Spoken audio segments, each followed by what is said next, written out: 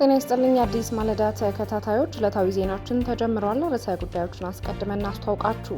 በመካከለኛው ምስራቅ ጦርነት ምክንያት በኢትዮጵያ የነዳጅ አቅርቦት ላይ መስተጓጎል ማጋጠሙን ተከትሎ መንግስት ጥብቅ መመሪያዎችን አወረደ። ቀዳሚ ጉዳያችን ነው። የኢንተርኔት አገልግሎት ዋጋ መጨመር በኢኮኖሚው ላይ ጉልህ ጉዳት እንደሚያሳድር ተጠቆመ። በ2030 ይሳካል ተብሎ የተቀመጠውን የዲጂታል 2030 እቅድም እንደሚጎዳው ተነግሯል።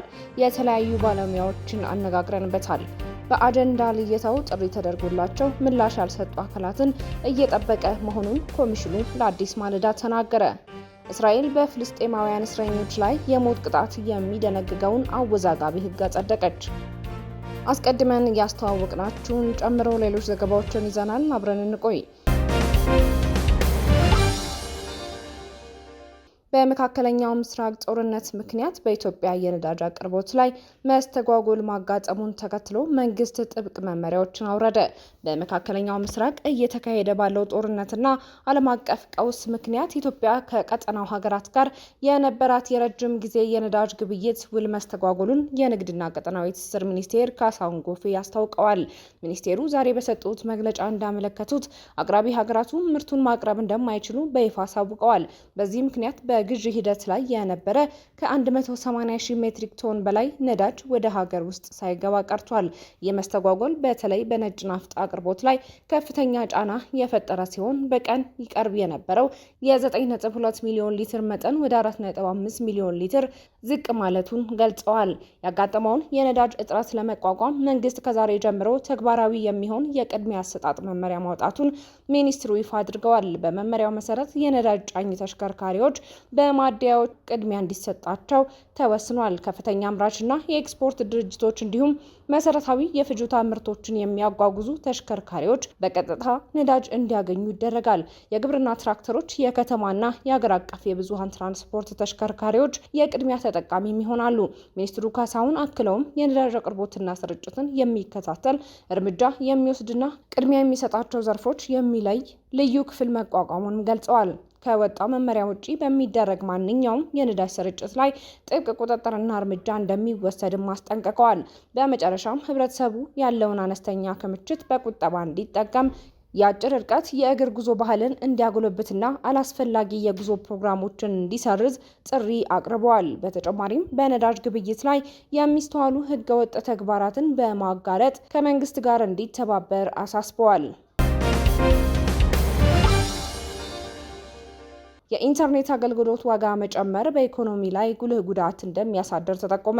በ2030 ይሳካል ተብሎ የተቀመጠውን የዲጂታል 2030 እቅድም እንደሚጎዳው ተነግሯል። ኢትዮ ቴሌኮም አንድ ዓመት ባልሞላ ጊዜ ውስጥ ለሁለተኛ ጊዜ በኢንተርኔት ዋጋ ላይ ጭማሪ ማድረጉን ተከትለው ለአዲስ ማለዳ አስተያየታቸውን የሰጡት በሀሮማያ ዩኒቨርሲቲ የኢኮኖሚክስ የትምህርት ክፍል ረዳት ፕሮፌሰር የሆኑት ሀብታሙ ለገሰ የኢንተርኔት ዋጋ መጨመር አሳማኝ አይደለም ብለዋል። የኢንተርኔት ተደራሽነት አጥጋቢ ባልሆነበት ዋጋ መጨመሩ ለኢንተርኔት ያለውን ፍላጎት እንዲቀንስና ማህበረሰቡም አገልግሎቱን እንዳይጠቀም የሚያደርግ ሲሆን ይህም ከሀገሪቱ ካለው የዋጋ ግሽበት ጋር ተዳምሮ መንግስት የሚሰጣቸው የዲጂታል አገልግሎቶች ላይም ራሱን የቻለ ተጽዕኖ ያሳድራል ሲሉ ተናግረዋል። በተጨማሪም ሌሎች አገልግሎቶች ላይም የዋጋ ጭማሪ እንዲደረግ ምክንያት ይሆናል። ይህም ኢንተርኔትን ለማቅረብ የሚያስችሉ መሰረተ ልማቶች ቢሟሉም ሰውን ተጠቃሚ ስለማድረግ በ2030 ይሳካል ተብሎ ከተቀመጡ እቅዶች አንዱ የኢንተርኔትን በተመጣጣኝ ዋጋ ተደራሽ ከማድረግ አኳያ የተቀመጠው እቅድ ላይ እክል እንደሚፈጥር አመልክተዋል። ኢትዮ ቴሌኮም የራሱ ሪዝኖች ያስቀምጧል። የመጀመሪያው ያደረገው ከውጭ ምንዛሬ ጋር ያለው ልዩነት በመፈጠሩ ነው። ስለዚህ አብዛኞቹን ከውጭ የሚያስገባቸው እቃዎች ስለሆኑ እነዛ እቃዎች ዋጋ እየጨመሩበት ስለሆነ ገበያው ላይ ለመቀጠል ትርፋማ ለመሆን መጨመር ያስፈልጎኛል የሚል ጀስቲፊኬሽን አስቀምጧል። የአሁኑ ግን ብዙም ማሳማኝ አለም። አሁን በተወሰነ እንግዲህ ወራት ልዩነት ውስጥ ነው ሁለተኛ ዙር ተጨማሪ ጭማሪ ያደረገው ማለት ነው። ይሄ ራሱን የቻለ በጣም ከፍተኛ የሆነ ጉዳት አለው። የተቀመጠውንም ግብ በአገር ደረጃ ማሳካት ላይም ኔጌቲቭ ኢምፓክት ይኖራል ብዬ አስባለሁ።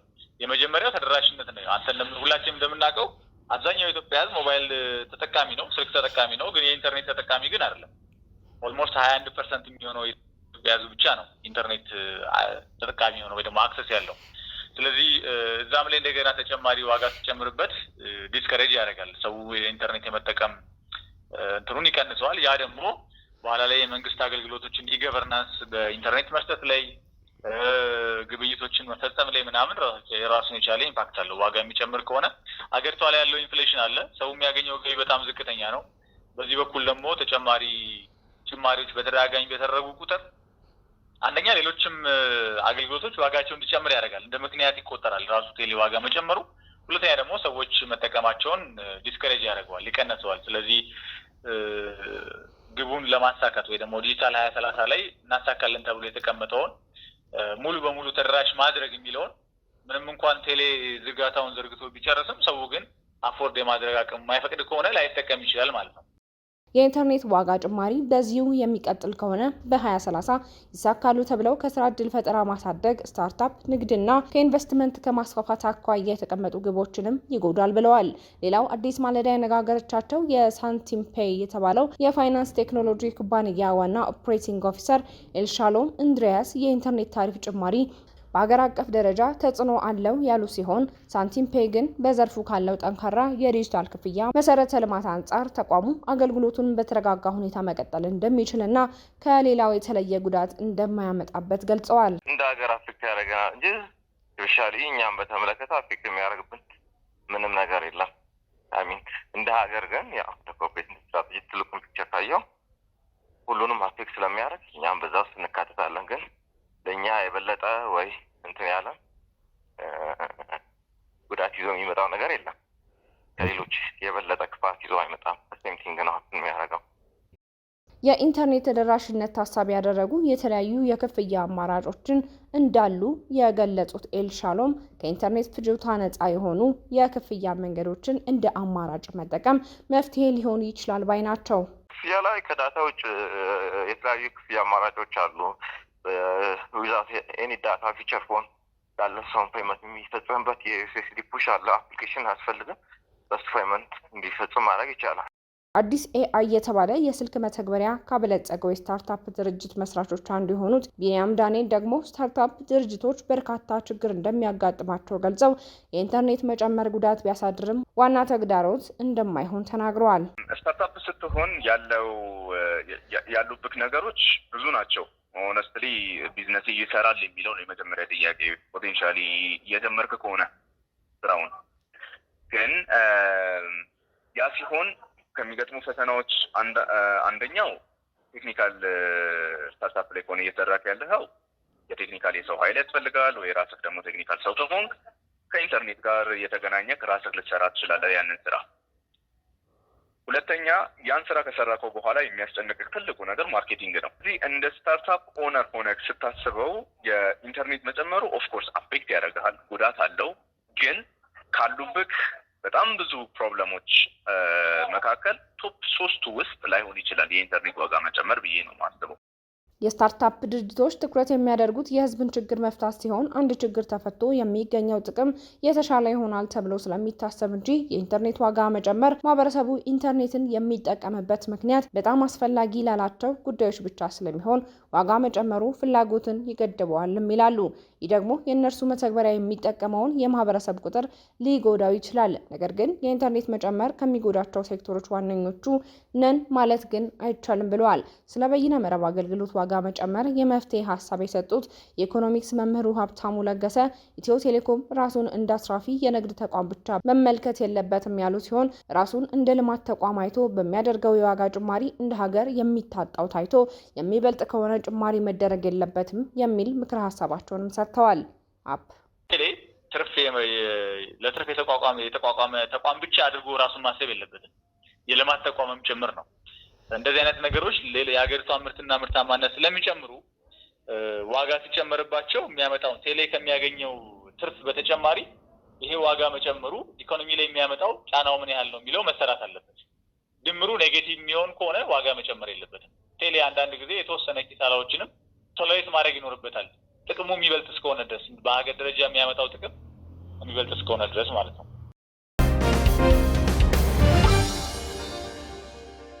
በአጀንዳ ልየታው ጥሪ ተደርጎላቸው ምላሽ ያልሰጡ አካላትን እየጠበቀ መሆኑን ኮሚሽኑ ለአዲስ ማለዳ ተናገረ።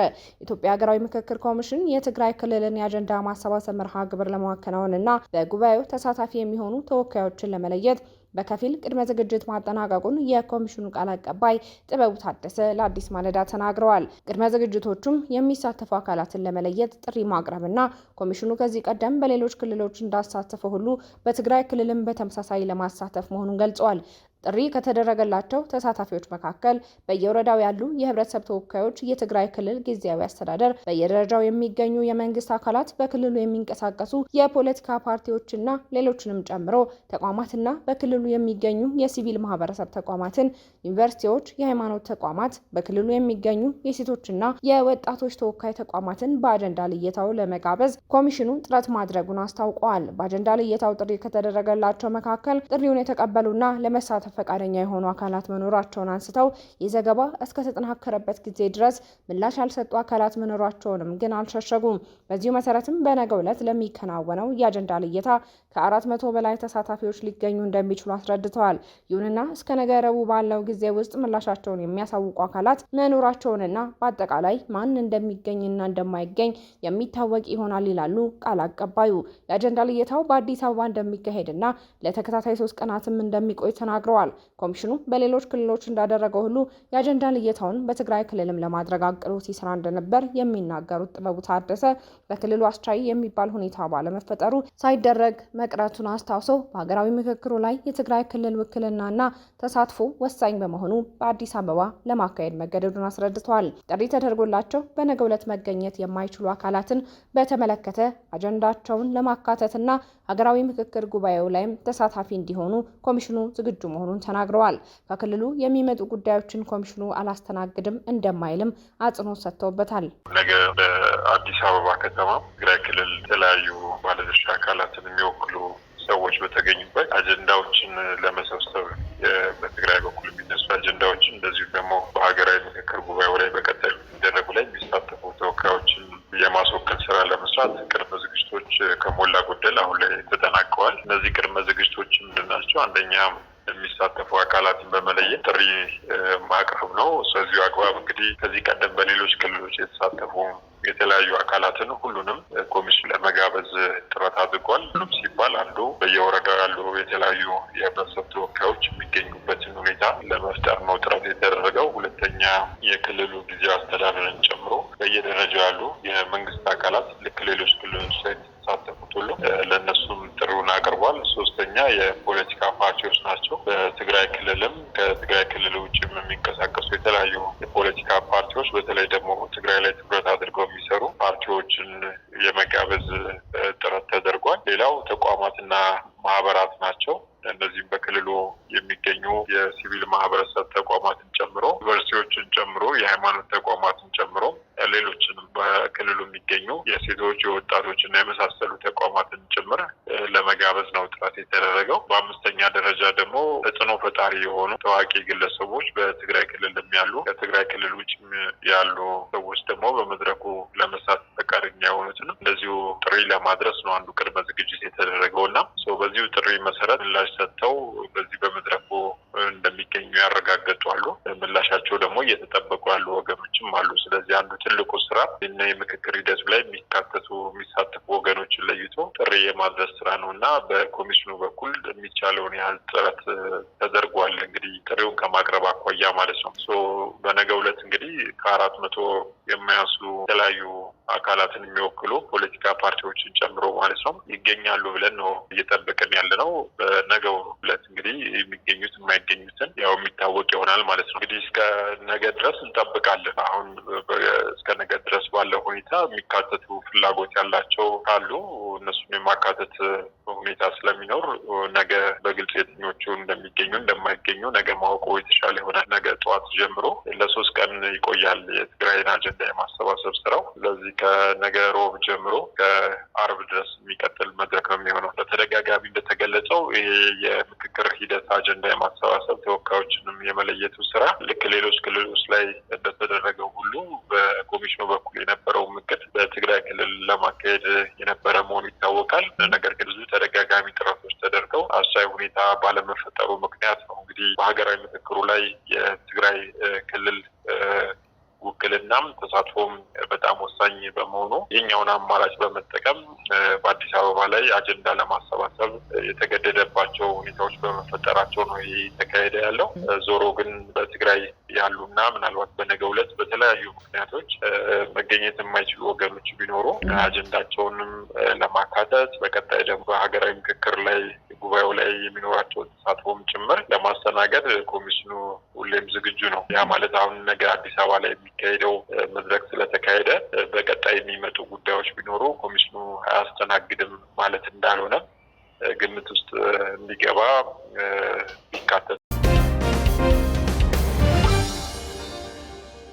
እስራኤል በፍልስጤማውያን እስረኞች ላይ የሞት ቅጣት የሚደነግገውን አወዛጋቢ ሕግ አጸደቀች። የእስራኤል ፓርላማ በሽብርተኝነት የተከሰሱ የፍልስጤም እስረኞች በሞት እንዲቀጡ የሚፈቅደውን አዲስና አወዛጋቢ ሕግ በትናንትናው ዕለት በ62 ድምጽ ድጋፍና በ48 ተቃውሞ አጽድቆታል።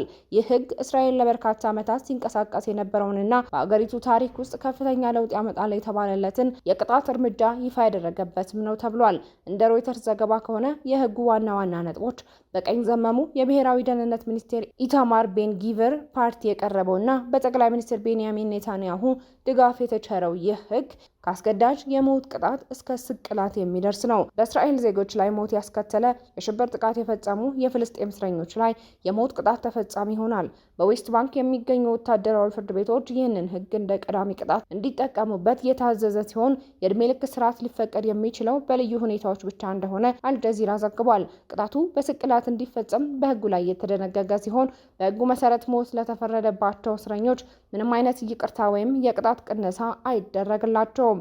ይህ ሕግ የጊዜ ገደብ ያለው ሲሆን የፍርድ ውሳኔው ከተረጋገጠ በኋላ ባሉ 90 ቀናት ውስጥ ቅጣቱ ተፈጻሚ መሆን ይኖርበታል። እንደ አሶሺየትድ ፕሬስ ዘገባ ከሆነ ደግሞ ጠቅላይ ሚኒስቴሩ በልዩ ምክንያት ማስፈጸሚያውን ማዘግየት ቢችሉም ከ180 ቀናት ግን መብለጥ የለበትም።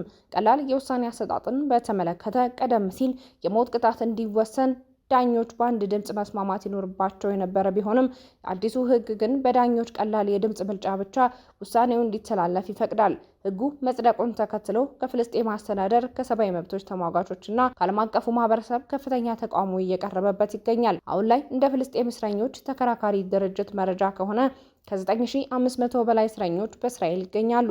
የፍልስጤም ፕሬዝዳንት ማህሙድ አባስ ቢሮ ባወጣው መግለጫ ሕጉ ዓለም አቀፍ የሰብአዊ መብት ሕጎችን የጣሰና የዘር ማጥፋት አካል ነው ሲል አውግዞታል። ዓለም አቀፉ የሰብአዊ መብቶች ድርጅት አምነስቲ ኢንተርናሽናል በበኩሉ ሕጉ ጭካኔ የተሞላበትና አድሏዊ መሆኑን በመጥቀስ እስራኤል በአስቸኳይ እንድትሰርዘው አሳስበዋል። በሌላ በኩል የሕጉ ደጋፊ የሆኑት ቤን ጊቨር ይህ ለሽብርተኞች የሚገባቸው ቅጣት ነው፣ የሀገሪቱን ደህንነት ለማስከበርም ታሪካዊ እርምጃ ነው ሲሉ በደስታ ተቀብለውታል። እስራኤል እንደ አውሮፓውያኖች አቆጣጠር ከ1962 ወዲህ የናዚ መኮንን የነበረው አዶልፍ ኢችማንን ከገደለች በኋላ የሞት ቅጣትን በተግባር ላይ አውላ የማታውቅ ቢሆንም ይህ አዲስ ሕግ ያንን የቆየ ልማድ የሚቀይር ይሆናል ተብሎ ይጠበቃል። ዕለታዊ ዜናችን በዚሁ ተጠናቀቀ። ጤና ይስጥልኝ።